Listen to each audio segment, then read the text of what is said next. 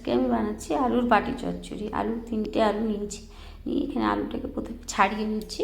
ছাড়িয়ে লম্বা লম্বা করে একটু কাটবো, পাতলা করে কাটতে হবে। কীভাবে কাটতে হবে সেটা আমি একটুখানি আলু কেটে দেখিয়ে দিচ্ছি। এইভাবে করে পাতলা করে কেটে নিচ্ছি, নিয়ে তারপরে ছোটো ছোটো করে এতে কেটে নিচ্ছি। দেখুন এইভাবে করে কেটে নিচ্ছি। আলুর বাটি চচ্চড়িতে একটুখানি পাতলা করে আলুটা কাটলে তাড়াতাড়ি সেদ্ধ হয়ে যাবে, সেই জন্য পাতলা করে কাটতে হয়। দেখুন আমি একটা দেখিয়ে দিচ্ছি কতটাই পাতলা কেটেছি। এভাবে ধুয়ে পরিষ্কার করে বাটিতে রেখে নিয়েছি। রেখে এবারে কাঁচা লঙ্কা, এতে কিছুই পড়বে না, শুধু কাঁচা লঙ্কা টমেটো দিয়েই হবে। রটা কাঁচা পাকা লঙ্কা নিয়েছি। ঝালটা নিজের উপরে নির্ভর করে, যে যেমন খাবেন দেবেন। আধাটা টমেটোতে হয়ে যাবে 3টে আলুতে।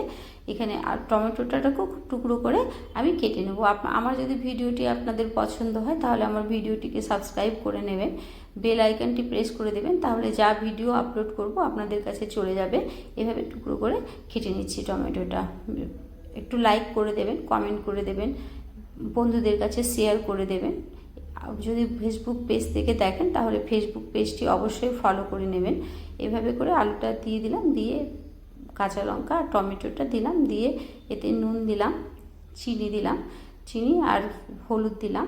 একটু তেল বেশি করেই আমি দিচ্ছি, আপনারা যেমন খাবেন সেরকম দেবেন। আমি একটু তেল বাটি চচ্চড়িতে বেশি করেই দিই, তেলটা দিয়েই মানে খাওয়াটা হয়।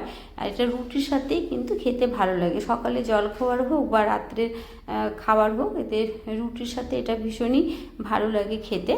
আমি ভালো করে এটাকে মেখে নিচ্ছি। আমি যে কোনো সবসময় আমি ঘরোয়া রান্না দিই। আপনারা যদি ঘরোয়া রান্না দেখতে পছন্দ করেন তাহলে অবশ্যই আমার ভিডিওগুলো দেখবেন। আমি সব যেগুলো রান্না হারিয়ে গেছে পুরোনো দিনে সেই সব রান্নাও আমি নিজের চ্যানেলে দিয়ে থাকি।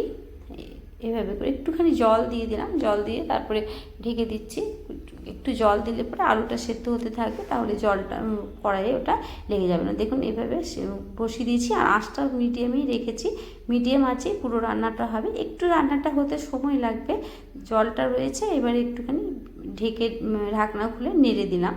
বারবার নেড়ে নেড়ে দেখতে হবে, নাহলে পরে হয়তো যদি লেগে যায়, সেই জন্য কিছুক্ষণ পরপরই ঢাকনা খুলে নেড়ে নেড়ে এটা দেখতে হবে। আমি খুব কম বারই দেখিয়েছি, আরও যখন জল আছে এভাবে করে বারবারই দেখতে হবে। আর কি নেড়ে দিলাম, দিয়ে আবারও ঢেকে দিচ্ছি। এবারে কয়েকবারই নেড়ে নেড়ে ঢেকে দেখব, তাহলে বোঝা যাবে যে আলুটা সেদ্ধ হয়েছে কি হয়নি। দেখুন তেল প্রায় ছেড়ে এসেছে, আর একটুখানি সময় লাগবে এতে। তেল মনে হচ্ছে আমার একটু বেশি হয়ে গেছে, আপনারা একটু কম তেলই দেবেন। একটু আলুটা আরও সেদ্ধ হবে, প্রায় হয়ে এসেছে। আর একটুখানি 10 মিনিট মতন হতে আরও এতে সময় লাগবে। আমার বাড়িতে এইভাবে আলু বাটি চচ্চড়ি হলে রুটি দিয়ে আর কিছুই লাগে না, সকলেই এইভাবে বাটি চচ্চড়ি খেতে ভীষণই ভালোবাসে। আর আমি খুব বানাই জলখাবারে বা রাতের খাবারে আলুর বাটি চচ্চড়ি।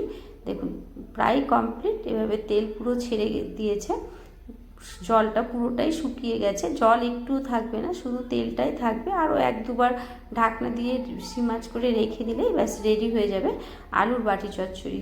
গরম গরম রুটি আর আলুর বাটি চচ্চড়ি পরিবেশন করুন, আর একটুখানি সময় লাগবে। ব্যাস আলুর বাটি চচ্চড়ি রেডি হয়ে গেল। গ্যাসও নিভিয়ে দিয়েছি, তেল ছেঁকুন বাইরে বেরিয়ে